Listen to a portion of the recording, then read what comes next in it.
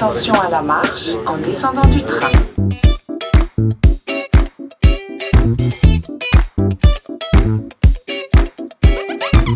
Yo, what is going on, everyone? Today, as you can see, we are in Paris. We're gonna be exploring a bit of vintage here in Paris. It's gonna be a fun time. If you're new here, my name is Drew. What to do? It's nice to meet you. Let's explore Paris's vintage scene. Here we go.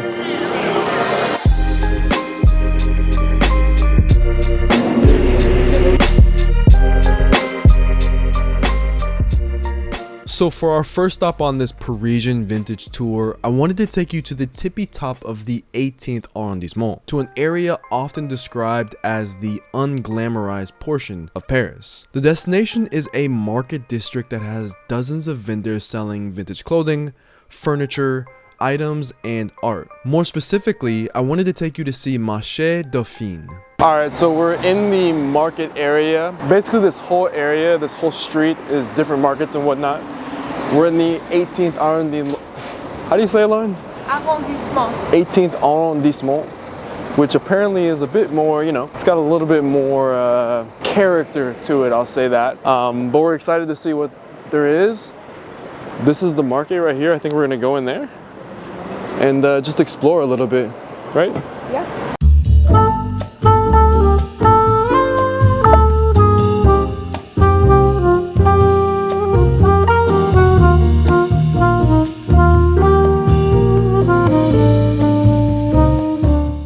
So this place is pretty massive. The challenge is that it's only open for one more hour, and we're gonna try to find something because there's just so many cool things that we're seeing, but it has to be something that means something to us, right?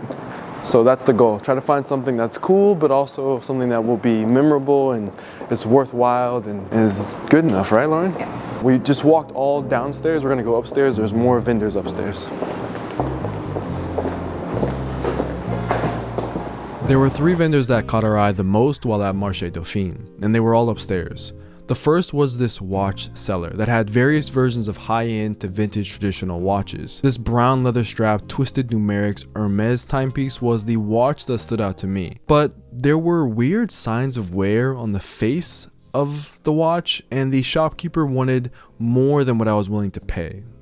It's too small for me, but I'm gonna have Lauren try it on. Next, Lauren tried on this leather toggle button jacket that looked really interesting upon first impression. I've never seen toggle buttons on a leather jacket like this before, but something about it was off on the fit. Under the arms, the fabric bunched up a bit too much, or there was just too much space. It looked awkward. And while we saw a ton of leather jackets in Paris like this, we questioned whether or not a piece like this would fit Lauren's style outside of Paris, back in the US, back in New York City. It would definitely be very interesting, but I don't know if it fits into her kind of New York mode of personal style. I also ran into a subscriber at this vendor, which was a surreal moment, so shout out to you. I can't remember your name, but shout out to you for subscribing. I appreciate you so much. Last but not least, there was a shop that had some really cool vintage jackets for menswear. I tried on this bomber with red trim and the fit was amazing. It looked really good too. But I just didn't think it was something I would wear over the other jackets that I currently own. Then I came across this vintage North Face Nuptse. I believe it's a Nuptse. Maybe it's not a Nuptse. It's not a Nuptse. I don't think it's a Nuptse. It's a vintage North Face jacket. This jacket changed my life, and I'll tell you why. I love the combination of this outfit. The blue with the red tie and the jewelry, it looked sensational. But the zipper for this jacket broke literally as I was trying it on. So it wasn't in the best condition, but I love this blue jacket, red tie moment. This look, it just looks really cool. It's a bit of foreshadowing for later in this video. That was Marché Dauphine. I think that's how you say it. Not exactly sure, but there's a lot of stuff in there. A lot of antiques, a lot of interesting garments, shoes, art. The problem is that there was a lot of stuff, but nothing that stood out. And for me at least, unless there's something that really is special, I don't probably need to purchase it unless I really like it. And same for Lauren. I should have said in the beginning, Lauren's looking for a long jacket of some sort. For me, I'm always looking for unique and interesting accessories. The goal is to try to find something special, and we didn't see anything special. Now we're gonna get some food, but more importantly, we're gonna try again tomorrow. There's a lot of vintage shopping still to do left in Paris, so hopefully it'll be a good time. We'll see how it goes. Bonjour. Bonjour.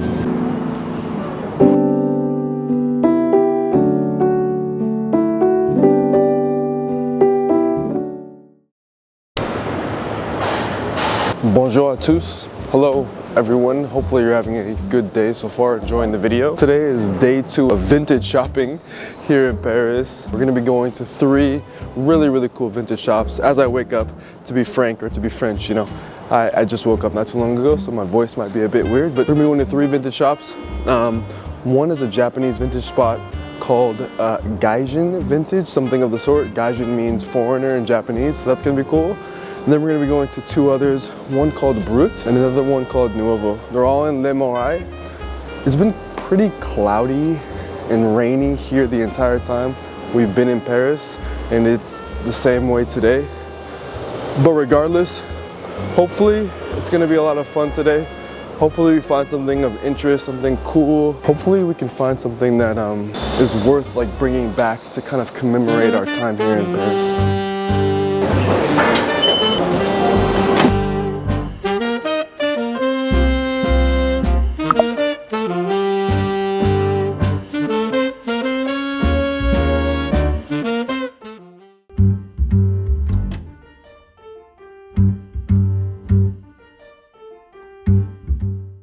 This is Gaijin Paris, a Japanese-focused vintage shop in Le Marais that carries Comme des Garçons, Junior Watanabe, and others. The shop isn't the biggest, but it is packed to the brim with goodies. Our experience at Gaijin was really positive. The shop clerk, Shaheen, was the friendliest of our entire trip. I loved talking with him. My favorite item they carried was this puffer. Lauren tried it on because I think it was a woman's jacket, not a men's, but I think it was like a small. Being that Lauren is 5'10" with longer arms, it had a more awkward fit than what we would have wanted, but was still very cool regardless.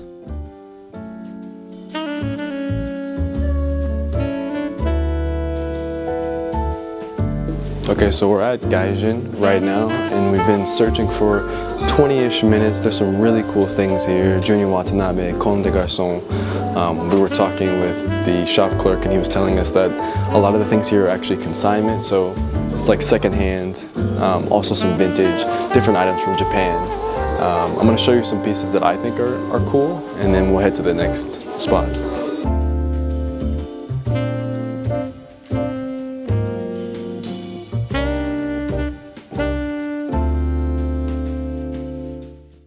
That was Gaijin, really interesting secondhand vintage spot here in Le Marais, and I have a couple thoughts. For one, most of the pieces that were the coolest were women's wear. That's typically how things go, so that's not anything dramatic. But the pieces that I did find, and we were talking to Shaheen, the shop clerk, about this, he was saying that for men who are bigger, Japanese clothing that's secondhand is gonna be tough. Right? Because you have sizing difficulties comparing, you know, an American size to a, you know, Japanese male size. So there's that. And then also I would say the price point. So there were some interesting things for Lauren, but from her point of view, we've been doing a little bit of shopping around Paris. Her point of view, the tough thing about spending 300, 150 euros is that there are a lot of things here that you would pay less for in the US, but when it comes to the Japanese side of things, it didn't seem like they were less expensive. Price is an important thing for everyone, but because it was consignment, it made it a little bit more challenging to justify spending that much on something that isn't vintage, but is just secondhand, that maybe you could bargain or find a better price for somewhere else. Overall, really cool shop. If you're ever in Paris, I would definitely check it out, but it's something that just to think about, you know. Next, let's hit up a couple more spots. Haven't found anything that like jumping at me saying like, yes, I need this. So we're gonna see if we can get that feeling and find something cool here in Paris. Alright, next spot is this spot right here, BRUT. I want to get a shot of it from the other side of the street, and then let's go in.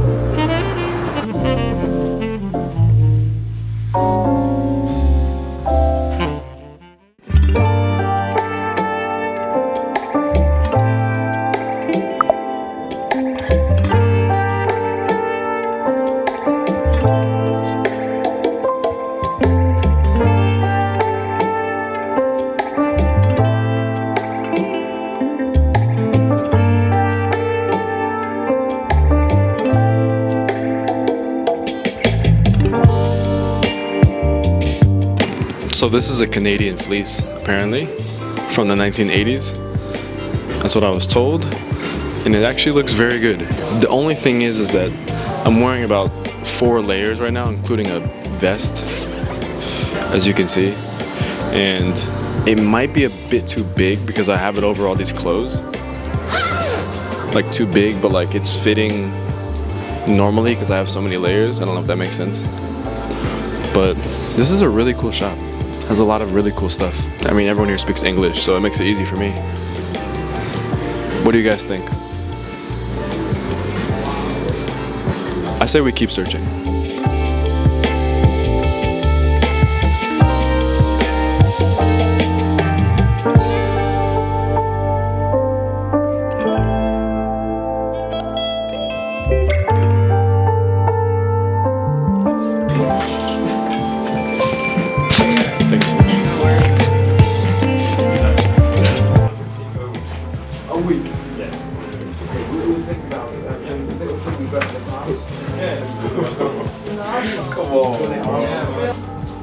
It's from the late 80s. You know Chavignon? Yeah, it's a French brand that was super popular in the 80s and 90s. For this jacket specifically, it's called, the model is Cosmos. Cosmos, yeah, the Chavignon Club Cosmos. And it's based off of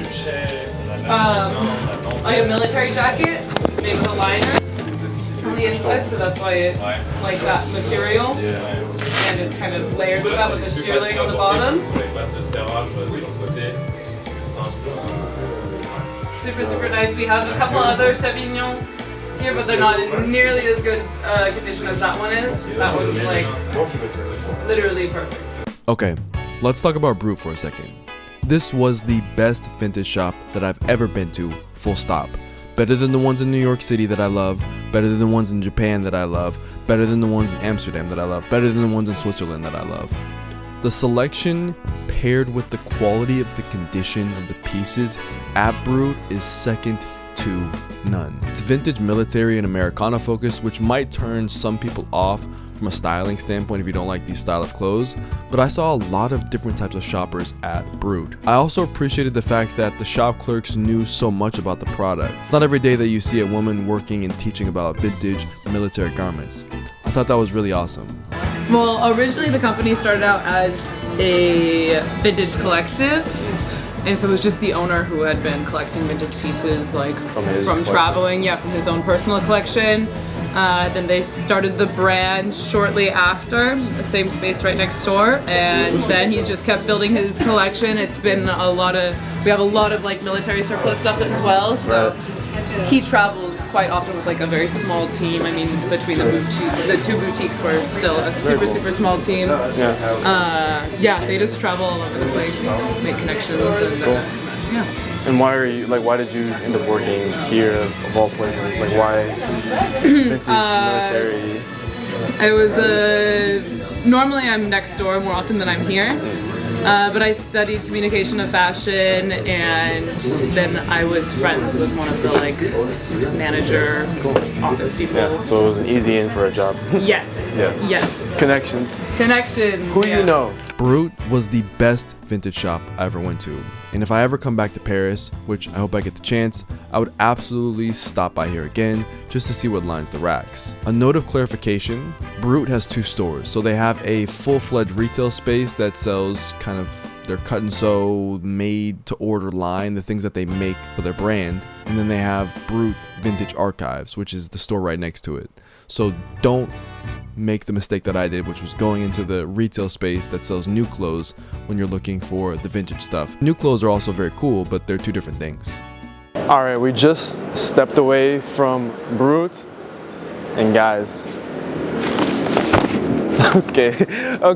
This vintage store may be the, like, of all the vintage stores I've been to, Tokyo, New York City, Paris now, Switzerland, this one might be the best in terms of the quality of the, like, the pristineness of the garments. They don't even look like they're vintage. Like, it was vintage, like unworn. but like it's like unworn vintage to the point where like it's almost like dead stock or like just unused vintage. And so that was really cool. I'm gonna show you guys what I've picked up at the end of this video. I think we've worked hard enough scouring the streets of Paris, Le Marais, and trying to find out vintage spots that I think we should go enjoy Paris now. Like, just go see something other than fashion stuff. So need to go see the Eiffel Tower, need to go see the Arc de Triomphe. That's what we're gonna do now. Get some food. Stick around if you want to see the pickups, pretty much.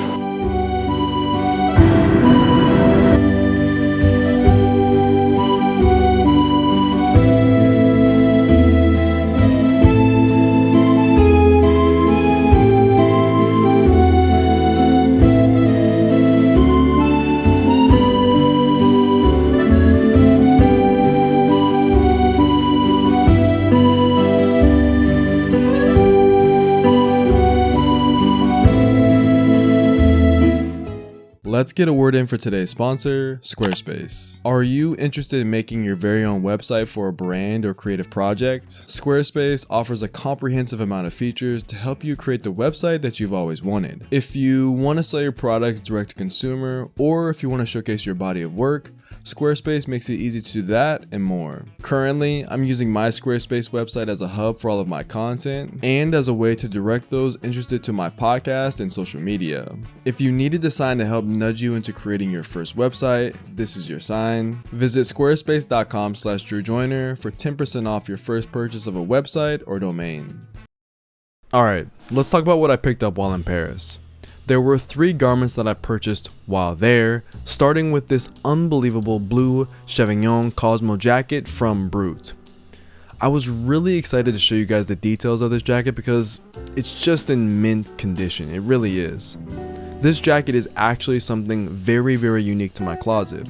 The Cosmos is a cropped military style jacket with shearling piping throughout. It's warm, but not as warm as a modern day down or goose feather puffer, making it a very unique layering option for the winter. I love blue, but this is like a golden, glorious blue. It's gorgeous in person, and I can't wait to wear it all the time while walking the streets of New York City. Next, I ended up getting the Canadian fleece as well. It's rare to see a fleece with pockets and details like this. Similar to the Chevignon jacket, its condition was essentially unworn, which I love to see. This might be a bit more military looking, but I imagine myself wearing this to edit while it's cold in my apartment or just doing some random errands around the city.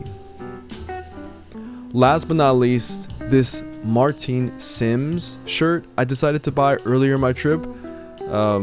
I bought it when there was no footage, so that's why you didn't see me buying it. I bought it in a different kind of section, but I thought I'd still add to the video. It's simple. It's a Russell Athletics t-shirt. You can never have too many like sleeping tees or, you know, just random t-shirts that have nice kind of cotton feel to them. I also like the collar on this shirt as well. Editing Drew here. Just wanted to say, if you enjoyed, hold on, let me get you guys situated. Can you see me? Okay. If you enjoyed today's video, make sure to subscribe. There's going to be a lot more videos like this in the future. Vintage shopping in Paris was unbelievable. It was like a dream come true, really. Just like all of the vintage shopping tours that I'm doing in different countries. It feels unbelievable to have the opportunity to travel to these places and do the shopping.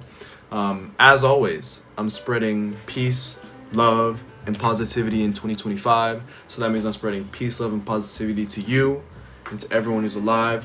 Wherever you are in the world, have a wonderful rest of your day. A bientôt. Peace. Thanks, guys. Yo, what is good post-vid? Here to fist bumps for the one time. Bop! Thank you so much for staying to the end of the video. This is the end of the video. PVV fist bump. Bop! 2 times because, you know, Once is not enough. We got to do it 2 times. I wanted to ask you guys, PVV, where else should I go in the world, whether it's in the US or abroad, to explore vintage, you know? Like, where else would you be interested in seeing the various vintage scenes of other cities? Maybe there's some interesting things in Mexico City. Maybe we go back to Europe. Maybe we go back to East Asia. Maybe we go to Africa or South America or Australia. Let me know places where you think have interesting vintage, and because of how the content has been flowing with vintage shopping, I'll be open to exploring it. Hashtag PVV when you answer, so I know you watched to the end of the video. I appreciate you guys. I'll see you very, very soon as I can. I know it's been a little bit, but I'll see you as soon as I can. I appreciate you, really, I really do. See you guys. Peace.